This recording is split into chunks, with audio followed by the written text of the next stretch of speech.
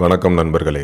நீங்கள் வாழ்க்கையில் எவ்வளவு உழைச்சும் எவ்வளவு முயற்சி செஞ்சும் எவ்வளவு தியாகங்கள் செஞ்சும் உங்களால் பெரிய செல்வந்தராக முடியலை அப்படிங்கிற ஒரு விஷயம் இருந்துச்சுன்னா கண்டிப்பாக நீங்கள் இந்த பதிவை கேட்கணும்.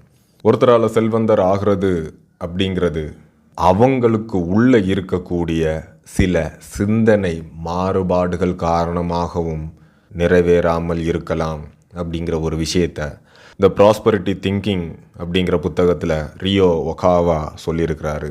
அதாவது இவர் சொல்ல வர்றது என்னென்னா, லா ஆஃப் அட்ராக்ஷன் அப்படிங்கிற ஒரு விஷயம் தெரியும். நீங்கள் எதை நினைக்கிறீங்களோ அதை உங்கள் வசம் கவர்ந்து எழுப்பீங்க. நீங்கள் யோசிக்கும்போது செல்வத்தை பற்றி நினைக்கலாம், சிந்திக்கலாம், அது என்ன நோக்கி வரணும் அப்படின்னு லா ஆஃப் அட்ராக்ஷனை யூஸ் பண்ண ட்ரை பண்ணலாம். ஆனால் ஏதோ ஒரு வகையில் உங்களுக்கு உள்ளே இருக்கக்கூடிய எண்ணமும் செல்வத்தை கவர்ந்து இழுக்கக்கூடிய அந்த ஸ்பிரிட் அப்படின்னு சொல்லக்கூடிய ஆவியும் ஒற்றுமை இல்லாத காரணத்தினால அந்த இடத்துல நீங்கள் செல்வந்தர் ஆகாமலேயே இருக்கலாம் அப்படிங்கிற ஒரு விஷயத்தை இவர் தன்னோட புத்தகத்தில் சொல்கிறாரு. எல்லாத்துக்குமே சில விஷயங்கள் பஞ்சபூதங்கள் மாதிரி செல்வத்துக்குமே சில ஸ்பிரிட்ஸ் இருக்குது. அந்த ஸ்பிரிட்ஸோட உதவி கண்டிப்பாக தேவை.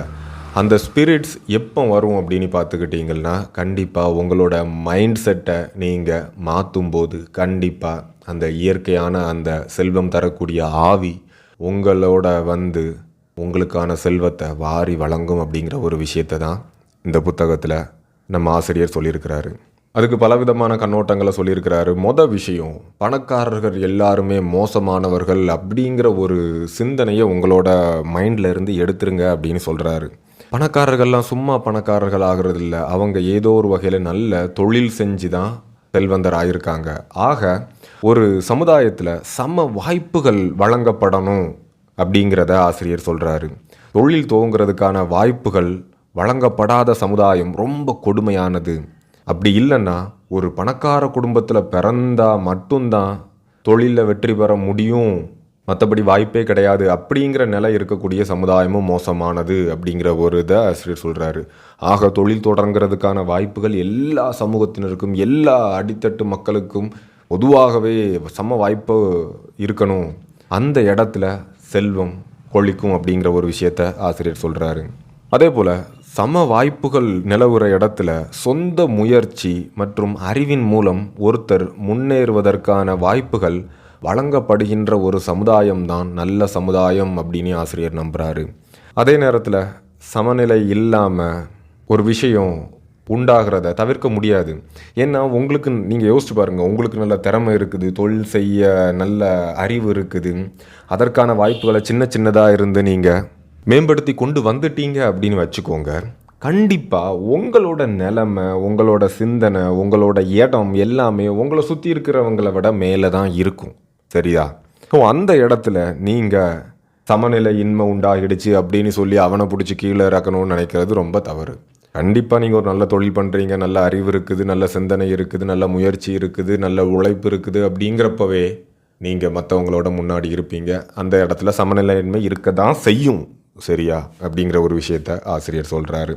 அதை தவிர்க்க முடியாதுன்னு சொல்கிறாரு. அதனால் இந்த வெற்றியாளர்கள் அவங்கள பார்த்து பொறாமப்படுற விஷயம் இருக்கக்கூடாது. அந்த பொறாமை மட்டும் இல்லாமல் அவங்க எல்லாரும் ஏதோ ஒரு வகையில் கெட்டவங்க தான் அப்படிங்கிற ஒரு எண்ணமும் இந்த சமூகத்தில் இருக்கிறது கேடானது அப்படின்னு சொல்கிறாரு. இன்னும் சில பேர் எடுத்துக்கிட்டால் அவங்க என்ன செஞ்சாலும் தோல்வி அடைய தான் செய்வாங்க. அதனால் நம்ம சமுதாயத்தில் என்ன பண்ணணும்னா, ஒரு தேசிய அளவில் ஒரு குறைந்தபட்ச வாழ்க்கை தரத்தோட ஒருத்தர் வாழ்கிறதுக்கு உத்தரவாதம் அளிக்கிறதுக்கு ஒரு சில பாதுகாப்பு ஏற்பாடுகள், அப்படி இல்லைன்னா நிவாரண உதவிகள் செய்யணும். இப்போ நமக்கு இலவசமாக அரிசி கொடுக்குற மாதிரி ஒரு மாதத்துக்கு இவ்வளவு அப்படின்னு ஒரு சின்ன உதவித்தொகை கொடுக்க வேண்டியது நம்ம கண்டிப்பாக தேவை தான். ஏன்னா அது இல்லாத பட்சத்தில் தேவையில்லாமல் களவு, மற்றவங்களை வஞ்சிக்கிறது அப்படிங்கிற ஒரு எண்ணம் எல்லாமே சமூகத்தில் வேரூன்றி இருக்க தான் செய்யும். அதை தான் ஆசிரியர் இது வேணும் அப்படிங்கிற மாதிரி சொல்கிறாரு. நல்லது தான். அதே சமயத்தில் நல்ல வெற்றிகரமாக விளங்கக்கூடிய நபர்கள் அவங்களுடைய சமுதாயத்திற்கு, அதாவது அவங்களோட செல்வம் எங்கேருந்து சேர்த்தாங்க அந்த சமுதாயத்துக்கு கொஞ்சம் திருப்பி கொடுக்கறதன் மூலமாக அவங்களோட பெருந்தன்மையை வழிகாட்டணும் அப்படின்னு ஆசிரியர் சொல்கிறாரு. அதிக நபர்களுக்கு வேலை வாய்ப்புகளை வழங்கணும், வேலை இல்லாத திண்டாட்டத்தை போக்குறதுக்கு நடவடிக்கை எடுக்கிறது அப்படிங்கிறது வெறும் அரசாங்கத்தோட கையில் மட்டும் இல்லை. அந்த பெரிய நிறுவனங்களும் பங்கு பெறணும். ஏன்னா அந்த மக்கள்கிட்ட இருந்து தான் அவங்களுக்கு செல்வம் வருது. வேலை வாய்ப்பு வசதிகள் இல்லாத இடங்களில் தொழில்களை அவங்க துவங்கணும். சிட்டிஸில் மட்டுமே துவங்கிட்டு இருக்கக்கூடாது அப்படிங்கிற ஒரு விஷயத்தையும் ஆசிரியர் முன்னெடுத்து வைக்கிறாரு. அதுக்கப்புறம் தான் ஆசிரியர் ஒரு முக்கியமான விஷயத்த சொல்கிறாரு. இதை கண்டிப்பாக நீங்கள் தெரிஞ்சுக்கணும், உங்கள் மைண்டில் வச்சுக்கணும். அதாவது பணமே நேரம் அப்படின்னு சொல்கிறாரு. மணி இஸ் டைம் அப்படின்னு சொல்கிறாரு. வழக்கமாக டைம் இஸ் மணி அப்படின்னு தெரியும் நமக்கு. ஒரு குறிப்பிட்ட மணி நேரத்தில் நம்ம இது எவ்வளோ உழைக்கிறோமோ அதுக்கேற்ற ஊதியம் தான் இருக்கும் அப்படிங்கிற ஒரு விஷயத்த சொல்கிறாங்க. ஆனால் இவர் பணமே நேரம் அப்படின்னு ஒரு விஷயத்த சொல்கிறாரு. இந்த இதை நீங்கள் யோசித்து பார்க்கும்போது உங்களோட மனப்போக்கு ரொம்பவே மாறும். சொல்லப்போனால் ஆசிரியரோட மனப்போக்கே மாறிடுச்சு அப்படின்னு சொல்கிறாரு. அதாவது நேரமே பணம் அப்படிங்கிறதுக்கு எதிரான விஷயம் இது. நேரமே பணம் அப்படிங்கிறதும் உண்மைதான். ஆனால் பணமே நேரம் அப்படிங்கிறது அதுக்குள்ளே மறைஞ்சிருக்கக்கூடிய ஒரு பேர் உண்மை அப்படிங்கிற ஒரு விஷயத்தை ஆசிரியர் சொல்கிறாரு. சொல்லப்போனால் உங்கள்கிட்ட பணம் இருக்குது, ஏராளமான மூலதனம் இருக்குதுன்னு வச்சுக்கோங்களேன். உங்களோட வேலையை நீங்கள் சீக்கிரம் செஞ்சு முடிக்க முடியும், அப்படி தானே? இப்போ உங்கள்கிட்ட பணமே இல்லை, கால்நடையாக நீங்கள் இருக்கிற இடத்துல இருந்து பக்கத்து மாநிலத்தோட தலைநகருக்கு நடந்து போகணும். வேறு வழி இல்லை, நடந்து தான் போகணும். சில நாட்கள் ஆகும், சில வாரங்கள் ஆகும். ஆனால் கொஞ்சம் பணம் இருக்குது அப்படிங்கிறப்போ நீங்கள் பஸ்ஸில் போகலாம். அது சில மணி நேரங்கள் இல்லை ஒரு நாள் கூட ஆகும். அதே நேரத்தில் அந்த பணம் இருக்கும்போது உங்களோட நேரம் மிச்சமாகுது இல்லையா? இப்போ நீங்கள் புரிஞ்சு பார்க்கும்போது தெரியுதா பணமே நேரம் அப்படின்னு தெரியுதா? இன்னும் கொஞ்சம் அதிகமாக பணம் இருக்கும்போது காரில் போகலாம், ஒரு நாளைக்குள்ளேயே போய் சேர்ந்துடலாம். இன்னும் அதிகமாக பணம் இருக்கும்போது ஏரோப்ளேனில் போயிடலாம், சில மணி நேரங்கள்லேயே போய் சேர்ந்துடலாம். ஆக அந்த பணம்ங்கிறது நேரம் அப்படிங்கிற ஒரு விஷயத்தை நீங்கள் புரிஞ்சுக்கணும் அப்படிங்கிற ஒரு விஷயத்த ஆசிரியர் சொல்கிறாரு. சொல்லப்போனால் உங்களோட வேலையை நீங்கள் விரைவாக முடிக்க முடியும், பணத்தை கொண்டு நேரத்தை வாங்க முடியும் அப்படிங்கிற ஒரு விஷயம் ஒரு வகையில் உண்மைதான் அப்படின்னு ஆசிரியர் சொல்கிறாரு. அதுக்கப்புறம் ஆசிரியர் உங்ககிட்ட நீங்கள் செல்வந்தர் ஆகாமல் இருக்கிறதுக்கு முக்கியமான காரணம் சொல்லும்போது, உங்கள் வாழ்க்கையில் உங்ககிட்ட முதல்ல இருந்தே பணம் குறித்து ஆழமான குற்ற உணர்ச்சி இருந்து வந்திருக்குது. அதனால தான் உங்களால் செல்வந்தராக முடியலை. அது அப்படியே இருந்துகிட்டு இருந்தால் உங்களால் செல்வந்தரே ஆக முடியாது அப்படிங்கிற ஒரு விஷயத்த சொல்கிறாரு. அது என்ன குற்ற உணர்ச்சி அப்படிங்கிறது இன்னும் ஆசிரியர் தெளிவாக சொல்கிறாரு. பொதுவாக ஒரு சரியான வேலை அப்படிங்கிறது ஒரு நிறுவனத்தோட பொருட்களை லாபத்திற்கு விற்கிறது, அந்த நிறுவனம் நஷ்டத்தில் இயங்காமல் பார்த்துக்கிறது, சரியாக ஊழிய சம்பளம் கொடுக்கறது, இது எல்லாத்தையும் உள்ளடக்குனது தான். நிறைய பேர் என்ன பண்ணுறாங்கன்னா பணத்தை வேகமாகவும் ஈஸியாகவும் சம்பாதிக்கணும் அப்படிங்கிற நினைப்பில் தான் பல குற்றங்களில் ஈடுபட ஆரம்பிக்கிறாங்க. அது பெரிய தவறில் போய் முடியும் அப்படின்னு ஆசிரியர் சொல்கிறாரு. இப்போ நம்ம பணம் குறித்த குற்ற உணர்ச்சி அப்படின்னு சொல்லிகிட்டு இருக்கோம் இல்லையா? அப்படி சொல்லும்போது ஆசிரியர் சொல்கிறது மதம் சார்ந்த சிந்தனைகளும் உங்களுக்கு அப்படி உண்டாக்கும். ஏன்னா முன்னாடி இருந்தே நமக்கு என்ன சொல்லிகிட்டு இருப்பாங்க, பணம் மட்டும் வாழ்க்கை இல்லை, பணம் மட்டும் வாழ்க்கை இல்லை, பணம் மட்டும் வாழ்க்கை இல்லை அப்படிங்கிற அதையும் தாண்டி நிறையா இருக்குது அப்படின்னு சொல்லிகிட்டு இருப்பாங்க. உங்கள் மைண்டுக்குள்ளே என்ன இருக்கும்? பணம் மட்டும் வாழ்க்கை இல்லை, பணத்தை தாண்டி எவ்வளோ இருக்குது, பணத்தால் நிறையா விஷயங்களை வாங்க முடியாது. இது ஒரு பெரிய தவறு. பணத்தால் நிறையா விஷயங்களை வாங்க முடியாது, நிறையா விஷயங்களை வாங்க முடியாதுங்கிறப்போ அடிமானத்தில் அதுவே சேவாகி இருக்கும்.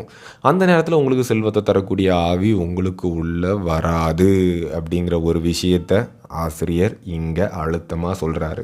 பணம், அதாவது பணம்னு சொல்கிறத விட செல்வம் அப்படிங்கிற ஒரு விஷயத்தை நாம் சொல்லி ஆகணும். அருளிலாருக்கு அவ்வுலகம் இல்லை, பொருளிலாருக்கு இவ்வுலகம் இல்லைன்னு திருவள்ளுவர் சொன்னார். அதே தான் ஆசிரியர் இங்கே சொல்கிறாரு. மத போதனைகள் தேவை தான். ஒரு குறிப்பிட்ட நேரத்தில் நீங்கள் ரொம்ப கஷ்டத்தில் இருக்கும்போது மத போதனைகள் கண்டிப்பாக அவசியம்தான். ஆனால் செல்வம்ங்கிறது உங்களுக்கு நல்வாழ்வுக்கு இந்த உலகத்தில் அவசியம் அப்படிங்கிற ஒரு விஷயத்த ஆசிரியர் சொல்கிறாரு. நீங்கள் தேவையில்லாத அந்த கருத்துக்களை எல்லாம் மனத்துக்குள்ளே போட்டு வைக்கும்போது, தமிழில் கூட ஒரு பாட்டு சொல்லுவாங்க, வேப்ப மர உச்சியில் நின்று பேய் ஒன்று ஆடுதுன்னு விளையாட போகும்போது சொல்லி வைப்பாங்க. ஒரு குழந்தைகிட்ட நீங்கள் அப்படி சொல்லும்போது அந்த வேப்ப மரத்தை பார்க்கும்போது ஆட்டோமேட்டிக்காக ஒரு பேயோட சிந்தனை அந்த குழந்தைக்கோ நமக்கோ வரதான் செய்யும். அதே போல் செல்வத்தால் எதையும் வாங்க முடியாது, செல்வத்தால் வாங்க முடியாத விஷயங்கள் நிறையா இருக்குது அப்படின்னு சொல்லும்போது உங்களுக்குள்ளே ஒரு அந்த செல்வத்தை தரக்கூடிய ஆவிக்கு எதிரான ஒரு ஈர்ப்பு விசையை உண்டாக்கி விட்டுறீங்க. செல்வத்துக்கு எதிராகவே திரும்பி போகுது. செல்வம் உங்கள் பக்கத்தில் அப்படியே ஒரு யூட்டன் அடித்து திரும்பி போயிடுது. இதுதான் எல்லாத்துக்கும் பிரச்சனை. ஓகேயா? இதை நீங்கள் புரிஞ்சுக்கணும். கடின உழைப்பும் அறிவார்ந்த முறையில் சரியான சிந்தனையோட சரியான முறையில் செல்வத்தை நீங்கள் பெற்றீங்கன்னா அதை மறுக்க நீங்கள் தேவையே இல்லை அப்படிங்கிற ஒரு விஷயத்தை சொல்கிறாரு. நிறையா செல்வம் இருக்கிற இடத்துல குற்றம் இருக்கும் அப்படிங்கிற ஒரு விஷயம் இல்லை. திறனறிந்து தீதின்றி வந்த பொருள் நல்ல பொருள் தான் அப்படின்னு திருவள்ளுவரே சொல்லியிருக்காரு இல்லையா. அந்த திறன் அறிந்து தீதின்றி வந்த பொருளாக இருக்கிறது முக்கியம் அப்படின்னு ஆசிரியர் அங்கே சொல்கிறாரு. சொல்லப்போனால் நல்ல காரியங்களுக்கு பயன்படுத்துகிற செல்வம் நல்ல செல்வம் அப்படிங்கிற ரீதியில் நீங்கள் சிந்திக்கணும். பணம் பண்ணுறது அப்படிங்கிறது மோசமான காரியத்தில் ஈடுபடுவதற்கு சமமானது அப்படிங்கிற ரீதியில் நீங்கள் சிந்திக்கவே கூடாது. நான் பணம் பண்ண மாட்டேன், கோவிந்தா கோவிந்தா கோபாலா அப்படின்னு சாமியை கும்பிட்டுட்டே இருந்துருவேன் அப்படின்னு நினச்சிங்கன்னா ஓகே. ஏன்னா மனுஷன்தான் சாமி. அதே மனுஷனுக்கு தான் சாமியோட குணாதிசயங்கள் எல்லாம் இருக்குது. மனுஷங்க தான் சாமியாக உயர்ந்திருக்கிறாங்க. ஆக ஒரு மனுஷனுக்கு செய்கிற உதவி தான் தெய்வத்திற்கு செய்கிற உதவி அப்படிங்கிறத ஏற்றுக்கும் போது ஆட்டோமேட்டிக்காக ஒரு மனுஷனுக்கு உதவி செய்கிறதுக்கு செல்வம் வேணும். உண்மையான உதவி செஞ்சால் அதுவே செல்வமாக வந்து நிற்கும். உங்களோட பொருட்களை பயன்படுத்துறதன் மூலமாக மக்கள் மகிழ்ச்சி அடைவார்கள் அப்படின்னு நீங்கள் பிரார்த்தனை பண்ணிக்கணும் அப்படின்னு ஆசிரியர் சொல்கிறாரு. அதே நேரத்தில் பணத்துக்கு மேலே மோகம் கொள்ளக்கூடாது. அது மோசடிகளில் இறங்க உங்களை தூண்டும். தெரிஞ்சே அந்த காரியங்களில் இறங்குறது கொடுமையானது அப்படின்னு ஆசிரியர் சொல்கிறாரு. அதுக்கப்புறம் உங்களோட வேலை உங்களோட சமூகத்திற்கு தேவையானதாகவும் அந்த சமூகம் பாராட்டுகிற ஒரு விஷயமாகவும் இருக்கிற பட்சத்தில் இந்த பொருளாதார சறுக்கல்கள் எல்லாத்தையுமே சமாளித்து உங்களால் நிமிர்ந்து நிற்க முடியும். இந்த உலகுக்கு எது தேவைன்னு நீங்கள் எப்போவுமே சிந்திச்சு கொண்டிருக்கும் போது அவங்களோட அந்த வாடிக்கையாளர்களோட நலனில் அக்கறை காட்டினீங்கன்னா உங்களோட நிறுவனமோ நீங்களோ நாட்டோட நிலைமை எப்படி இருந்தாலும் தொடர்ந்து வளர்ந்து கொண்டே தான் இருப்பீங்க அப்படிங்கிற ஆசிரியர் சொல்கிறாரு. பொதுவாகவே மனிதர்கள் சுயநலமானவர்கள் தான். அதனால் நீங்கள் ரொம்ப கவனமாக இருக்கணும். நீங்கள் சுயநலமான ஒருத்தராக உருவெடுக்கக்கூடாது. நீங்கள் அப்படி உருவெடுத்தா அது உங்களோட பார்வையை அப்படியே மறைச்சி உங்களை சுற்றி என்ன நடக்குது அப்படிங்கிறத நீங்களே புரிஞ்சு கொள்ள முடியாத சிச்சுவேஷனில் கொண்டு போய் விட்டுடும். இன்னொரு விதத்தில் இந்த உலகம் உங்களை ரொம்ப கரெக்டாக கணிச்சு வச்சுருக்கும். அதனால் நீங்கள் உங்களோட தினசரி வேலைகளை ரொம்ப புத்திசாலித்தனமாக செஞ்சு வந்துட்டு வரணும். பொதுவாக ஒரு நாளோட பெரும் பகுதியை தங்களை பற்றி மட்டுமே மக்கள் நினச்சி பார்க்குறதுக்கு செலவிட்டு இருக்காங்க. அப்படி செலவிட்டு இருக்கக்கூடிய மக்களால் கண்டிப்பாக மகிழ்ச்சியாக இருக்கவே முடியாது. இன்னொரு பக்கத்தில் மகிழ்ச்சியாக இருக்கக்கூடிய மக்கள் அவங்கள பற்றி சிந்திக்கவே மாட்டாங்க. மற்ற மக்களுக்கு என்ன கொடுக்கலாம், அவங்களுக்கு என்ன கொடுத்தா நமக்கு செல்வம் வரும், எந்த வகையில் நம்மளோட பொருட்களை மேம்படுத்தலாம் அப்படிங்கிற ஒரு சிந்தனை தான் அவங்களுக்கு இருந்துகிட்டு இருக்கும். நேர்மையாகவும் அறிவுபூர்வமாகவும் நீங்கள் இருந்தீங்கன்னா கண்டிப்பாக உங்களுக்கு உதவி எப்படியாவது கிடைக்கும் அப்படின்னு ஆசிரியர் சொல்கிறாரு. அதே போல் ஒருத்தரோட கருத்துக்களை பிறர் ஏற்கும்படி செய்வதற்கான சக்தி படைச்சவங்களால் எந்த வேலையிலையும் வெற்றி பெற முடியும் அப்படிங்கிற ஒரு விஷயத்தை ஆசிரியர் சொல்கிறாரு. பல விளம்பரங்களில் பல பிரபலங்களை நிறுவனங்கள் பயன்படுத்துவதற்கான காரணம் இதுதான். எல்லா விஷயத்துலையும் உண்மையுடன் முயற்சி செய்வேன் அப்படின்னு நீங்கள் உறுதி எடுத்துக்கிட்டீங்கன்னா கண்டிப்பாக வெற்றி உங்கள் வசம்தான் அப்படின்னு ஆசிரியர் சொல்கிறாரு. உங்களுடைய ஆர்வத்திற்கு எந்த விதமான கட்டுப்பாட்டையும் விதிக்காதீங்க. செல்வம் சம்பாதிக்கிறதுக்கு இது போதும், இது மட்டும் போதும் அப்படிங்கிற ஒரு எண்ணத்தை உண்டாக்காதீங்க. தொடர்ந்து உங்கள் ஆர்வத்தை வளர்த்துக்கிட்டே இருங்க அப்படின்னு ஆசிரியர் சொல்கிறாரு. அடுத்த நாடுகளை பற்றி சொல்லும்போது நாடுகள் நிதி பற்றாக்குறையில் சிக்கி தவிச்சு வறிய நாடுகளாக எப்படி ஆகுது அப்படின்னு கேட்கும்போது ஏன்னா அந்த அரசாங்கங்கள் எடுக்கிற காரியங்கள் அந்த மக்களை பணக்காரர்களாக ஆக்கிறது இல்லை. இதுதான் தவறு அப்படின்னு ஆசிரியர் சொல்கிறாரு. மக்கள் செல்வத்தை குவிக்கிற செயல்களுக்கு அரசாங்கம் உதவி செய்யணும். அரசாங்கங்கள் அதுக்கு உதவுறது இல்லை. அவங்க மேற்கொள்கிற காரியங்கள் மக்களை ஏழைகளாகத்தான் ஆக்குது. இதுதான் இதுதான் ஏழை நாடுகளில் இருந்துக்கிட்டே இருக்கிறதுக்கான காரணம் அப்படின்னு ஆசிரியர் சொல்கிறாரு. இதை நம்ம இந்தியா லெவல்லையும் யோசித்து பார்க்கும்போது ஆஹா இதுதான் காரணம் அப்படிங்கிற விஷயம் நமக்கு தெளிவாகவே புரியுது. பொதுவாக மக்கள் அவங்க யாரை ரொம்ப மதிக்கிறாங்களோ அந்த நபர்களை போலவே மாறிடுவாங்க. ஓகேயா, இப்போ ஒரு சாதாரண முனிவரை ரொம்ப போற்றுறவங்க இல்லை ஒரு சாதுவை ரொம்ப போற்றுறவங்க கொஞ்சம் கொஞ்சமாக அந்த சாதுவை போலவே மாறிடுவாங்க. அதே போல் நீங்கள் கும்பிட்ற தெய்வங்களாக இருந்தாலும் சரி, அந்த தெய்வ கடாட்சம் உள்ள நபர்களாக இருந்தாலும் சரி, நீங்கள் அந்த நபர்களை போலவே யோசிக்கிறது, ரியாக்ட் பண்ணுறது, அந்த மாதிரி ஒரு லெவலுக்கு ஆகிடுவீங்க அப்படிங்கிற ஒரு விஷயத்தை ஆசிரியர் சொல்கிறாரு. அதையும் தாண்டி இதெல்லாம் இருக்கட்டும், செல்வம் சேர்க்கறது நல்லது அப்படிங்கிறத முதல்ல நம்புங்க. அதை புத்திசாலித்தனமாக உங்கள் வாழ்க்கையில் பயன்படுத்துங்க அப்படின்னு ஆசிரியர் சொல்கிறாரு. செல்வம் எப்படி வரும் அப்படிங்கிறத பார்த்துக்கிட்டிங்கன்னா, இது நிறைய மக்களுக்கு பயனளிக்கிற வகையில் இருக்கிறதா இல்லையா அப்படிங்கிறதுல தான் இருக்குது அப்படின்னு ஆசிரியர் சொல்கிறாரு. செல்வத்தை கண்டிப்பாக மறுக்காதீங்க, சரியா? ஒரு நல்ல காரியத்திற்காக வசூலிக்கப்படுற ஒரு பணத்தை நீங்கள் பயன்படுத்திக்கோங்க அப்படிங்கிற ஒரு விஷயத்த ஆசிரியர் சொல்கிறாரு. அதில் எந்த தவறும் இல்லைன்னு சொல்கிறாரு. இப்போ மாணவர்கள் நல்ல கடினமாக படித்தும் கடைசியில் ஏழைகளாக உருவெடுக்கிறதுக்கோ அல்லது தோல்வி அடைகிற ஒரு வியாபாரத்தை தொடங்கிறதுக்கோ வழிவகுக்கக்கூடிய அந்த கல்வி அமைப்பிற்கு மக்களுடைய வரிப்பணம் செலவழிக்கப்பட்டால் அது ஒரு பயனுள்ள முதலீடாக இருக்காது அப்படின்னு ஆசிரியர் சொல்கிறாரு. இது நம்மளை ரொம்பவே யோசிக்க வைக்குது. அதுக்கப்புறமா நீங்கள் உங்களோட மைண்ட் செட்டை மாற்றும் போது மோசமான விஷயங்கள் குறித்து ஆழமாக சிந்திக்கிறத நீங்கள் நிப்பாட்டிக்கணும். மாடு அசை போடுறத போல் எதிர்மறையான விஷயங்களை குறித்து ரொம்ப நேரம் யோசிச்சுக்கிட்டே இருக்கக்கூடாது. எதிர்மறையான எண்ணங்களை ஒதுக்கி தள்ளிடணும். தோல்விகள், இந்த வருத்தங்கள் பற்றி மறுபடியும் சிந்தித்து கொண்டிருப்பதால் உங்களோட வாழ்க்கை வீணாக தான் போகும். நீங்கள் அப்படி பண்ணக்கூடாது அப்படின்னு சொல்கிறாரு.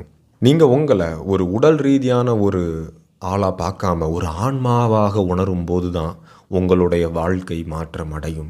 உங்களுக்கு நிகழக்கூடிய விஷயங்களிலும் பெரும் மாற்றங்கள் நிகழும் அப்படிங்கிற ஒரு விஷயத்தை ஆசிரியர் தெளிவாக சொல்கிறாரு.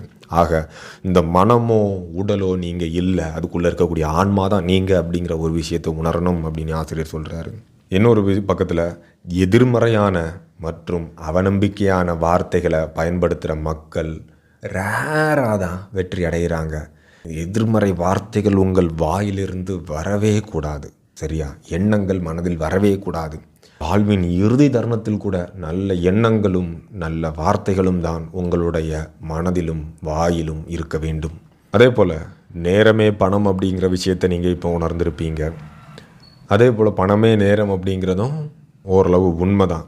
அதுக்கப்புறம் ஒரு நாட்டோட தலைவர்கிட்ட செல்வ செழிப்பான சிந்தனை இல்லாமல் இருந்தால் அந்நாட்டோட மக்கள் எல்லோருமே ஏழைகளாக இருக்கிறதுக்கான வாய்ப்புகளை தான் அந்த நாடு உண்டாக்கி கொண்டிருக்கும் அப்படிங்கிற ஒரு விஷயத்தை சொல்கிறாரு. கடைசியாக ஆசிரியர் சொல்லும்போது, நீங்கள் அந்த செல்வந்த கடவுளை வணங்க வேண்டும், செல்வ செழிப்பு ஆன்மாவை வணங்க வேண்டும். ஏழ்மையை உருவாக்கக்கூடிய ஆவிகளை நீங்கள் ஆராதிக்க கூடாது அப்படின்னு ஆசிரியர் சொல்கிறாரு. ஆக செல்வ செழிப்பை தரக்கூடிய ஆவி, அந்த ஆன்மா, அந்த கடவுள், அந்த பிரபஞ்ச சக்தி எதுவாக இருந்தாலும் சரி, அந்த சக்தியை நீங்கள் வழிபடணும். ஏழ்மையை உண்டாக்கக்கூடிய சக்திகளை நீங்கள் வழிபடக்கூடாது அப்படிங்கிற ஒரு விஷயத்தை ஆசிரியர் சொல்கிறாரு. இதுக்காக இவங்களுக்கு ஒரு ஃபவுண்டேஷனும் இருக்குது. இந்த ஃபவுண்டேஷனை நீங்கள் ஃபாலோ பண்ணணும் அப்படிங்கிற ஒரு அவசியம் இல்லை. நீங்கள் உங்களை சுற்றி பாருங்கள். உங்களுக்கு எந்த சக்தி, எந்த ஒரு கடவுள் செல்வ செழிப்பாக தெரிகிறாரோ அவங்கள வழிபடலாம். அப்படி இல்லைன்னா கடவுள் நம்பிக்கை இல்லை, எனக்கு ஒரு கடவுள் நம்பிக்கை தான் இருக்குது அப்படிங்கிறப்போ அந்த கடவுளால் உண்டாக்கப்பட்ட செல்வத்தை தரக்கூடிய சக்தியை, அது அருவமாக இருந்தாலும் சரி அருவுருவமாக இருந்தாலும் சரி, அதை நீங்கள் மனசில் நினச்சி வழிபடணும். அது உங்களுக்கு மாற்றத்தை கொடுக்கும் என்று சொல்லி இந்த பதிவை நான் முடிக்கிறேன். இன்னொரு பதிவில் உங்களை சந்திக்கிறேன். செல்வத்தை உண்டாக்குவோம் நண்பர்களே, செல்வத்தை படைப்போம்.